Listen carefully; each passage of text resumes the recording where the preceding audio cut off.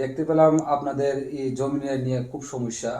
এই সমস্যা নিয়ে আপনারা কিরকম ভুগছেন এই বিষয়ে যদি একটু বলেন। না এই এ তো জমিন বড় এখানে এরিয়া আছে এর মধ্যে প্রায় 20 হইতে 10 বছর 10-15 বছর ধরে এনে জলই পাই না। আমরা নিজে ব্যক্তিগত পাম্প মেশিন দিয়ে জল সরার থেকে বা ছোটো নদী থেকে জল তুলে আমরা জমিন করতে হই।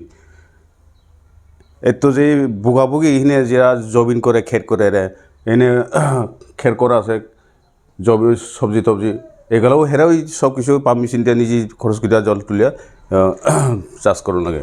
তো সরকার তো মানে কৃষকের জন্য বহুত হ্যাঁ কিছু করতেছে, তো আপনারা কি এই বিষয়টা সরকারের নজরে বা দপ্তরের নজরে দিচ্ছেন না যে আপনার মেশিন না নষ্ট? ডিপার্টমেন্টে কতবার জানাইলাম রেজলিউশন দিছি পাঁচ প্রায় 10 বছর ধরে কোনো একটা ইটা এখনও অ্যাকশন নেওয়া হয় না। আর প্লাস এই 2-1 মাস আগে মনে হয় অপারেটর নিয়োগ করছি কয়া আমরা শুনি, তবে তো এখনও তো এখানে পাম্প মেশিনে কোনো ট্রান্সফারই নাই। পাম্প মেশিন কোনো একটা সব মেশিন নষ্ট এখনও ঠিক করা হয়েছে না।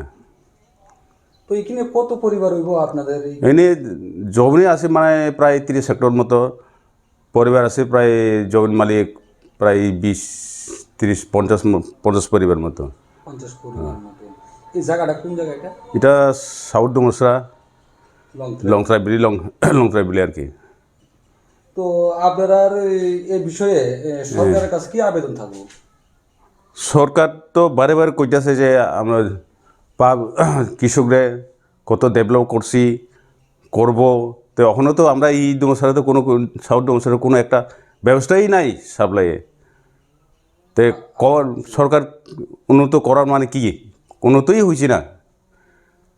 মানে আপনার কৃষকরা কোনো উন্নয়নমূলকের যে সাপ্লাইয়ের জল এই ফেসিলিটিটা পাইতেছে না না? না সব নিজে ব্যক্তিগত পাম্প মেশিন দিয়ে জমিন করতে দিয়েছে। আপনার নামটা? আমার নাম পথরঞ্জন ত্রিপুরা, সাউথ ডোমসরা।